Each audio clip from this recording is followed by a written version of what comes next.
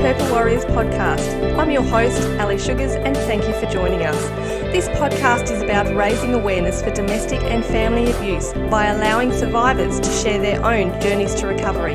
You will find practical yet powerful information and tools that you can immediately implement into your own journey to recovery. You will also hear information on how you can help someone you suspect may be in a toxic relationship. To support this podcast and get access to amazing bonus content, click Become a Patron for more information. If you have a story to share, reach out to me, Ali F. Sugars, on Facebook, YouTube and Instagram. Hosts and guests will often discuss sensitive topics in detail. While this is done with the utmost respect and dignity, this may cause triggers for some listeners. And welcome to this episode of the Purple Warriors podcast. And I'm just going to say right up front that this is a very, very special episode for me. Because in case you can't notice, this young lady who may look a tad like me is my daughter. Yep.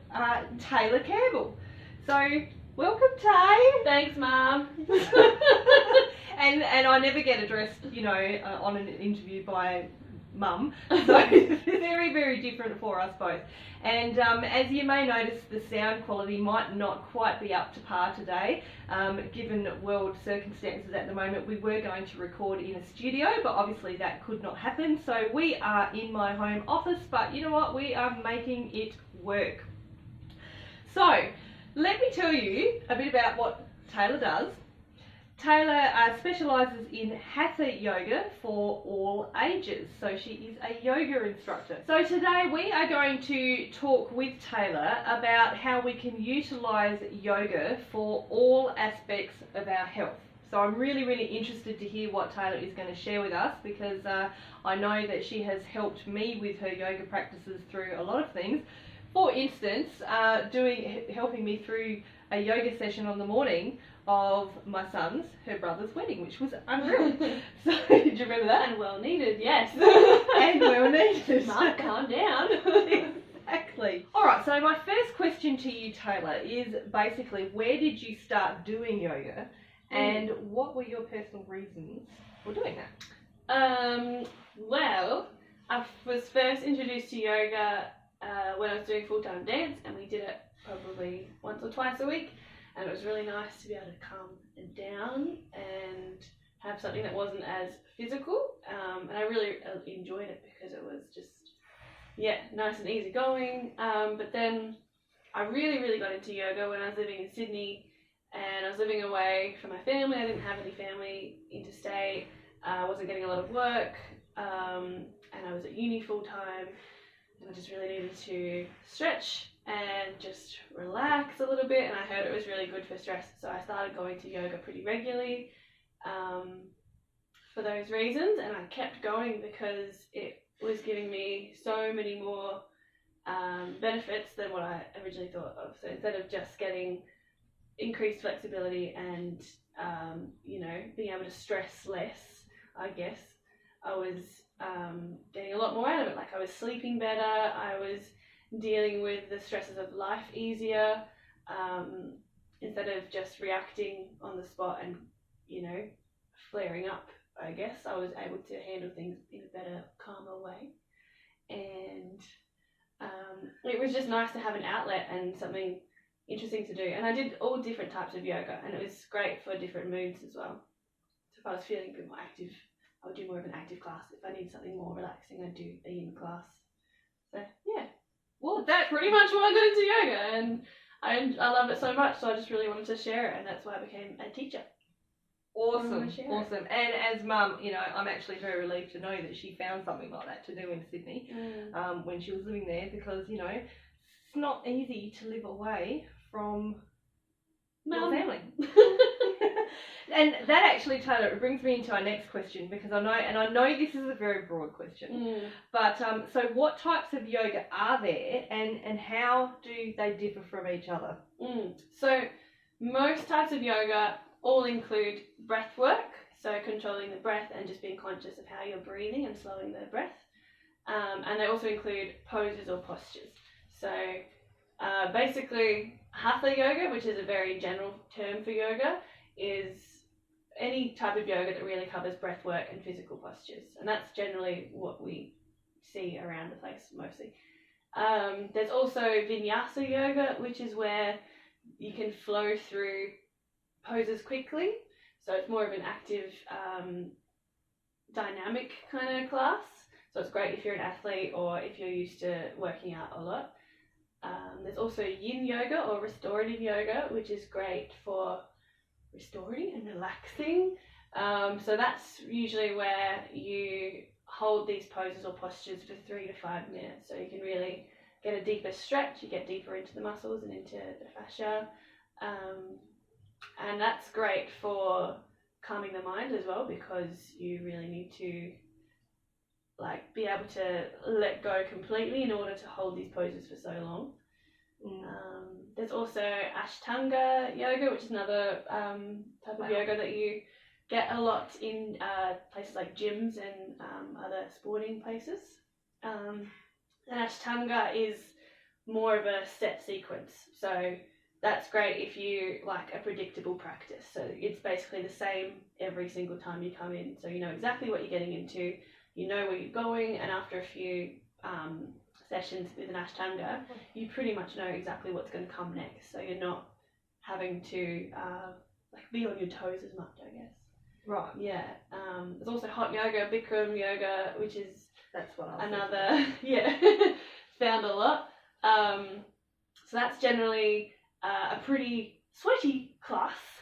I used to do that quite a bit in Sydney as well.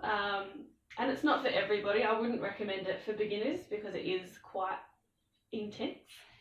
But generally the room is heated up to either between 36 and 42 degrees with like, I think it's 40% humidity in the room as well. So it's very sweaty, and they go through vinyasa flows as well. So it's basically dynamic movement, moving in and out through poses, and then maybe having a minute of relaxation in between each flow. It's quite a lot. Yeah, I wouldn't recommend it for everybody, and even now I prefer to just do a regular temperatured class. So when you do a class, and you mainly teach hatha yoga, yeah, is that correct? So when you do a class, how do you run the class? As in, how do I plan what's going in, or? As in, like, so do you have a set class that you run, or do you work with your, you know, with the clients in the room at the time? Yeah, I guess it depends, because I teach at a few different places. So if it's clients that I know very well and I've worked with for a while, I kind of know what they're wanting and what they're expecting, and also what they're needing, so I can read their bodies, and even asking them like, how are you today, when they come in. Yeah, I can kind of gather what they're needing from that practice. So sometimes I do plan classes. Sometimes I just see what's coming to me. And other times I plan them, and then as soon as they walk in the room, I go, that's not going to work today, and I just scrap it. yeah. So it depends. And also, if I'm teaching at a gym or a studio that's already established, I kind of ask them what their clients are expecting as well. So yeah, because some gyms are more of a, you know, an athletic gym. So even with the hatha practice, they do expect a bit of a sweat and a bit of a workout with it. Yeah, right. Okay. So yeah, and every teacher's different as well. Yeah, I every figured. Yeah, different. Yeah, but yeah. So it's important to find a teacher that you really can connect with, I think, as well. Because even though you can have many teachers, even in the same gym or same studio, teaching the same style, they're going to be teaching it very differently.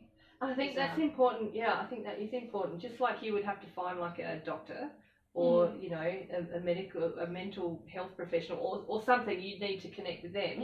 It would be the same with something, you know, any holistic experience. 100%. Because if you're not comfortable and if you're not feeling relaxed in the space, like, you're not going to be able to completely let go and completely get into the practice as much. Yeah. And I was lucky, I found some really great mentors. Okay, so given that you're talking about holding yoga classes, so just tell me, is yoga something that you have to necessarily attend classes for, or can you do exercises at home? You know, do you have to attend a class? So you can, I think both is good, and I think it honestly depends on how you're feeling at that moment as well. So for example, you can 100% be doing some of these stretches at home and some of these postures, and it will make you a little bit more confident if you haven't been to a class before, I think, as well. Yeah. So even just getting like those meditation apps on your phone or something and practicing those before bed, it's so good. Some of them are amazing.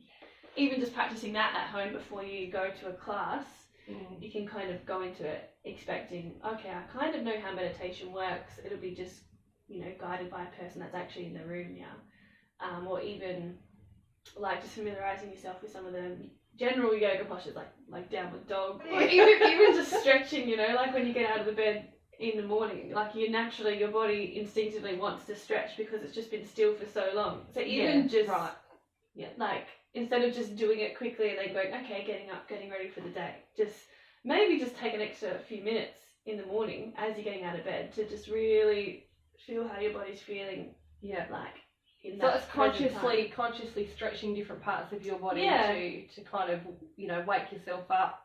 And consciously thinking of how your body's actually feeling, because every day is 100% different. Yes, because, you know, you go through different stresses and different things. Like, you know, you might have to go shopping and pick up heavy bags or something, and that can change the way that your body is holding itself from one day to the next day. But, I think, going back to your question, what was it again? Question... It's like, can you do the yoga, do you have to attend the class? class? No, so you don't have to. You can 100% practice from home, but I think it is a great idea to, if you're a beginner, maybe just do some things at home so you're feeling a little bit more confident walking into a class. Whereas if you have literally no idea of what's going to happen in the class, it can be a little bit overwhelming, especially in some studios, because they can be quite spiritual and that can be quite overwhelming for a newbie. But classes are great because your teacher can really adapt and give you exactly what your body is needing. Because as a teacher, we are taught to read the body and see where people are holding their tension, and then adapt the class and the flow to get that point in their body, basically. Okay, well that brings me to an interesting question. So what about for people who might have physical limitations? Like, you know, look, I'm going to use myself as an example here because I have a dicky knee, everybody. Okay? And, you know, I have done a couple of yoga lessons with Taylor, and actually I have difficulty with my shoulders as well. So, you know, how can you help people who might have those limitations? Yeah, well, if you do have a limitation like that and you are going to a class, it's definitely important to tell your teacher and tell your instructor, because it's very difficult to know or to be able to adapt the class for people that, you know, do not have any limitations, and there are some people that do have limitations. So you want to be able to have an inclusive class where everybody is kind of hitting those things. There is a style of yoga called Iyengar yoga though, and that's where they use a lot of props. So like they use like yoga straps, a lot of yoga blocks, like those little rectangle blocks, and like bolsters, rollers. So they use a lot of props to help more like people that are going through a bit of rehab for injuries or like chronic illness and stuff. Yeah. And the teachers for Iyengar yoga go through a lot of training to be able to teach those different clients with those injuries and chronic illnesses. So then what about chair yoga? Chair yoga is great. Chair yoga is really cool. So that's great for people with injuries and for, you know, people that are a little bit older as well, because you don't have to you don't have to use your knees. They're not on the ground with pressure into those joints. So chair yoga is great.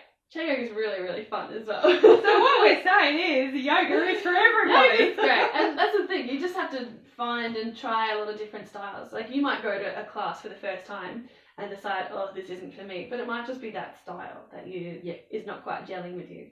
And I do recommend going to a couple of classes before deciding, because you'll always kind of be a bit,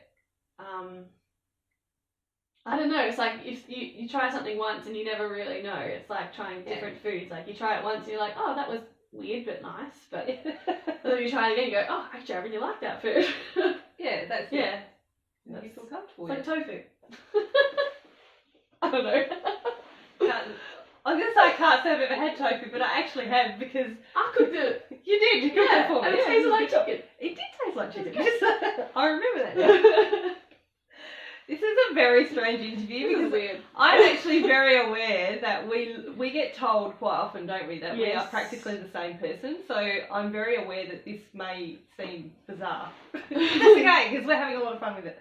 So that is fantastic. So let's talk about the audience for this podcast in particular. So obviously, Taylor, you're aware that the audience of this podcast are mostly people who have probably survived or experienced some type of abuse. So how would yoga in particular help someone in that aspect? Yeah, well, I mean, yoga is all about clearing your mind. And for me, when I finish like practicing yoga, I feel very grounded and very clear-minded. And I like, if you find a really, really great teacher that you connect with, you should be feeling this way after every single practice that you have. You should be feeling really clear in your mind, really grounded, being able to control your breath even.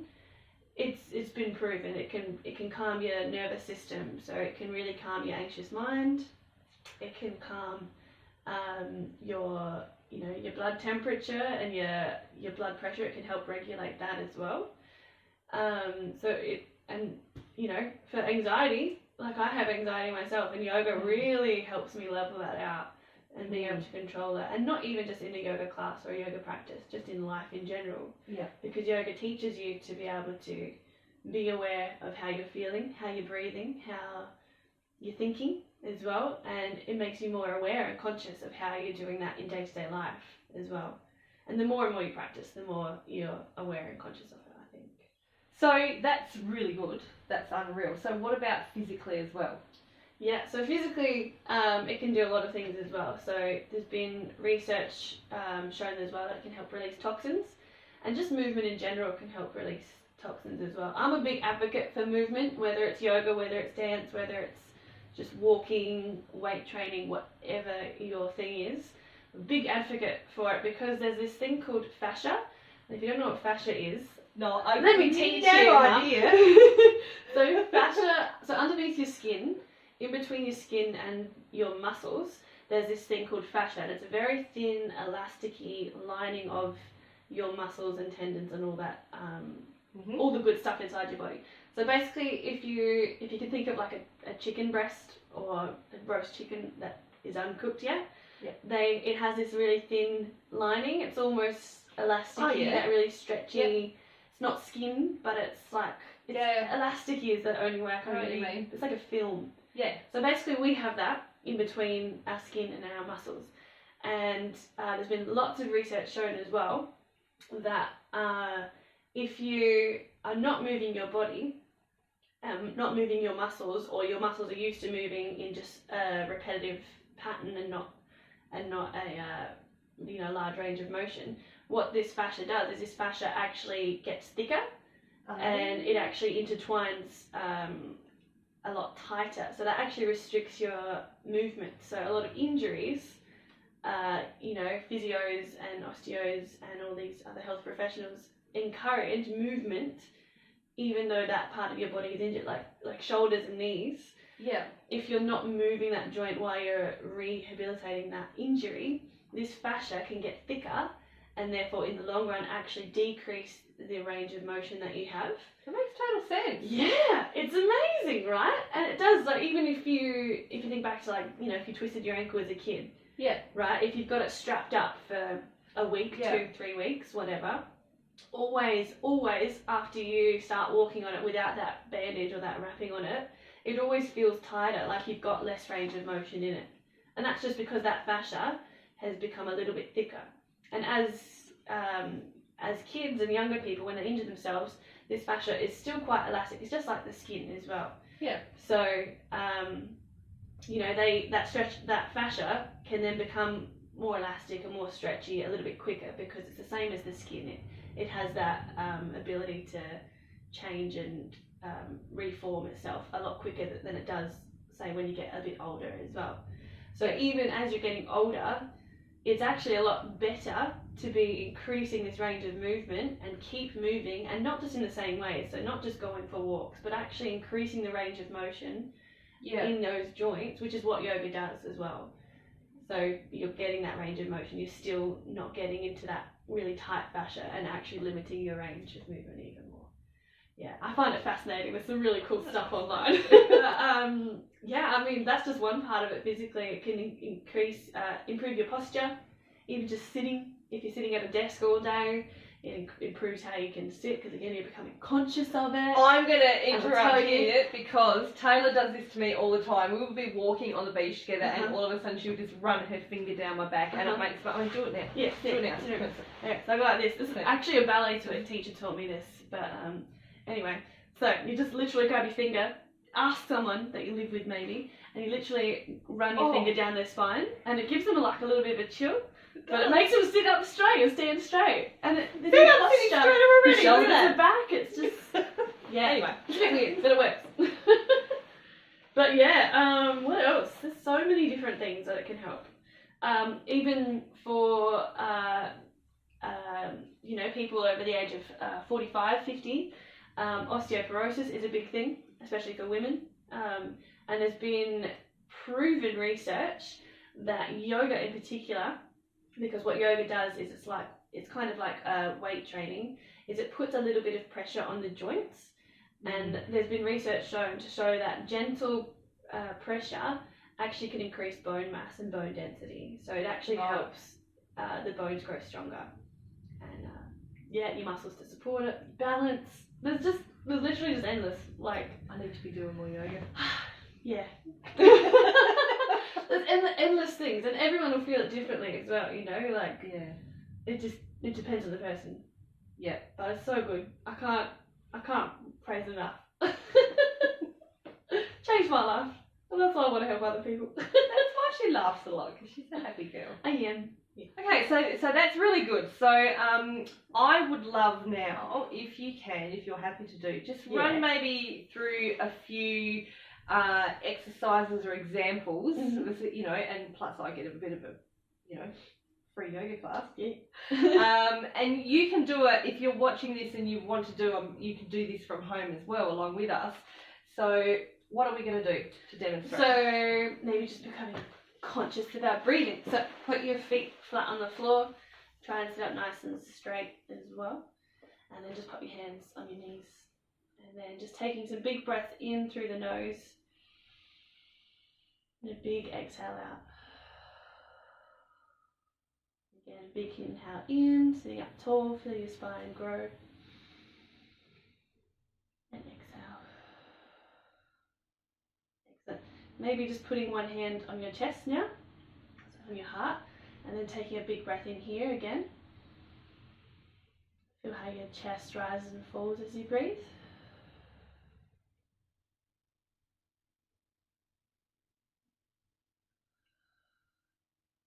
And then maybe taking the hands to the ribs, so you can feel your ribs expanding as you breathe in and out. So you're breathing in. Now you're sending that air a little bit lower into the chest, deeper into the lungs. And just trying to control that exhale.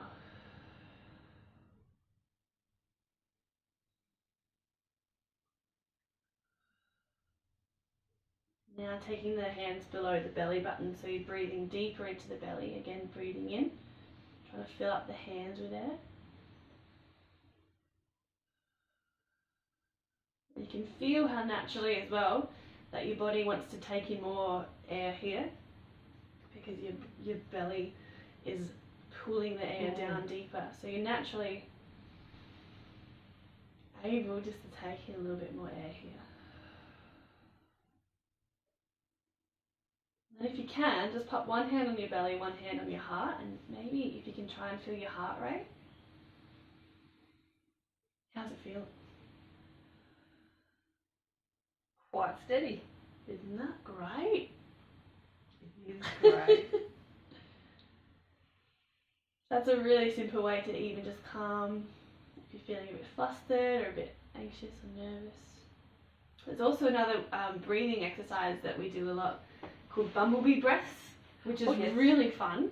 It's great for kids as well, especially if kids have like real high anxiety or anything like this. It's not going to make me pass out, is it? I hope not. No, Okay. I really doubt it, Mother. I All really right. doubt it. So basically, I'll show you first. What you need to do is it's basically closing off all your senses so that you're only aware of what's happening inside your head. So that's why it's a great thing to do if you are anxious or if you've got nerves.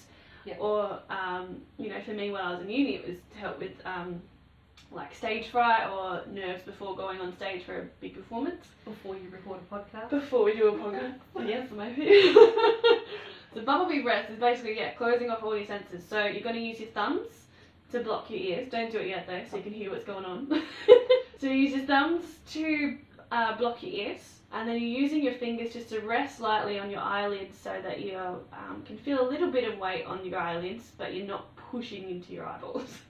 And what you're going to do is you just take a big breath in, and as you're closing off all those senses, all you're going to do is just hum through your mouth like this. And you'll be able to feel like you've got like bumblebees in your head or something. You'll be able to sound like a bumblebee. Do you want to try it? Yeah. So you block your ears, cover your eyes, just you might be interesting with some glasses on, and then just take a big breath in and then start to hum, and hum as long as you can.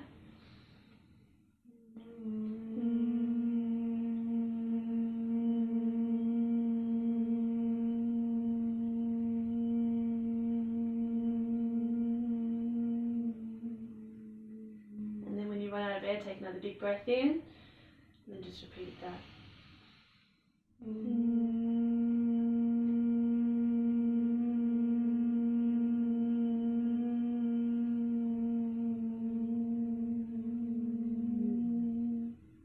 Wow. Maybe just do one more, and feel your shoulder blades relax on this one as well.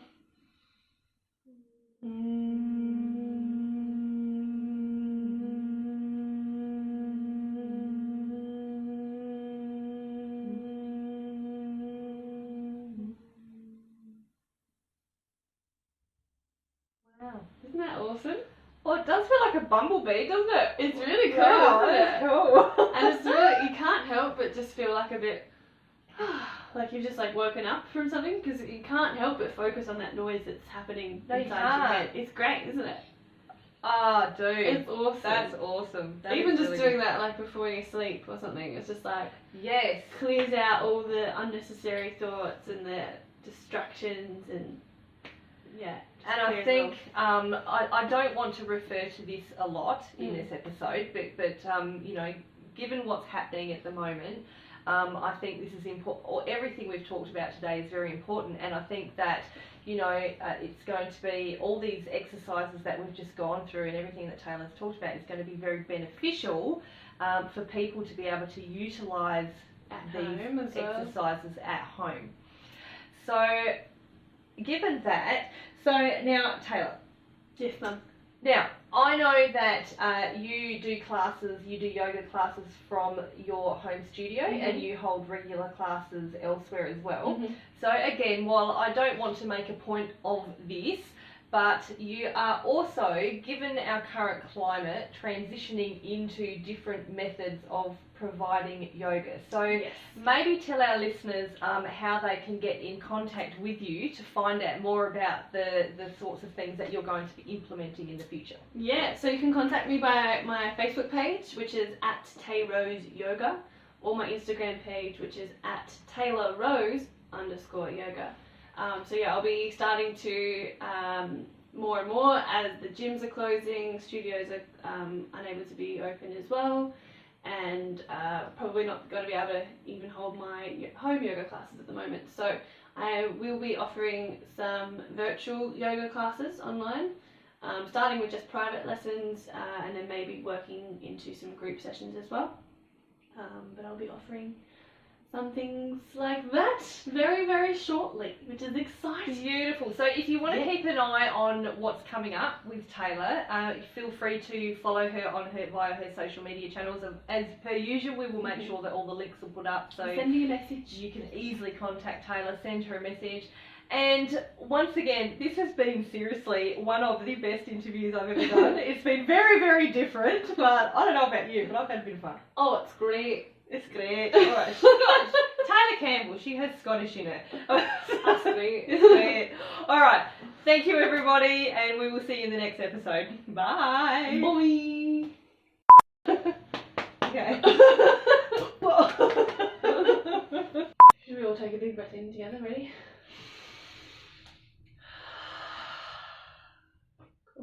I'm going to introduce... Yeah.